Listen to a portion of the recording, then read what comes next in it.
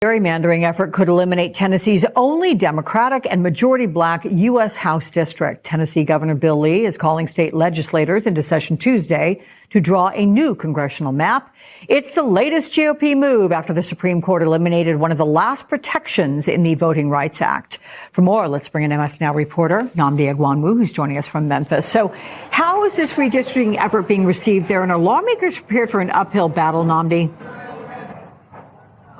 Yeah, a lot of the parishioners we talked to this morning, they're frustrated by this news, they're concerned, but the sentiment we've received is that even if this is an uphill battle, they want to see a fight. So joining me now, I want to bring in someone who's going to be on the front lines of that fight. This is State Representative Justin Pearson. If he looks familiar, it's because in 2023, he was actually expelled from the state legislature for leading a gun violence protest, but voters here sent him right back. What's your reaction to this redistricting effort? You and your colleagues are going to be there on Tuesday.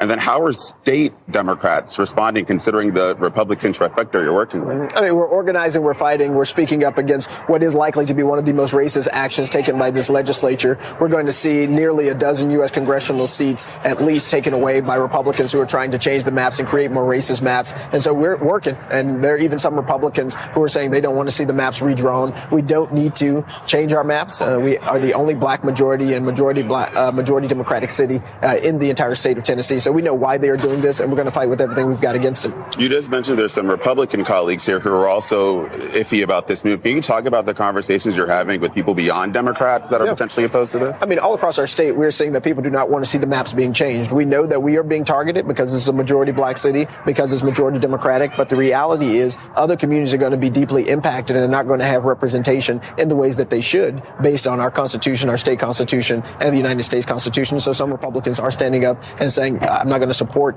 changing of the maps. But we still have to fight with all we've got in this moment in time. The only black lawmakers that have ever been sent to Congress from Tennessee came from this district. That's right. Are you concerned that if this district is carved up, it'll become much more difficult to achieve that feat? Absolutely, right? I'm running for the United States Congress to serve District 9. This district sent Harold Ford Sr., Harold Ford Jr. to the United States Congress, and we're the front runner in our District 9 race right now. And we know this is an attempt to stop majority black communities from being able to elect representatives who look like them, which was the purpose of the Voting Rights Act in the first place that was gutted by the Supreme Court. And we have to realize it was that racism, it was that bigotry that we are now standing up against when it comes to the redrawing of the maps. The first action Tennessee took after the Voting Rights Act was gutted was to now take away the only majority black district in the entire state. That's not accidental or coincidental. It's very intentional. And it's the reason we're running for Congress for representation. And it's the reason we have to fight now to defend District 9 from this attack.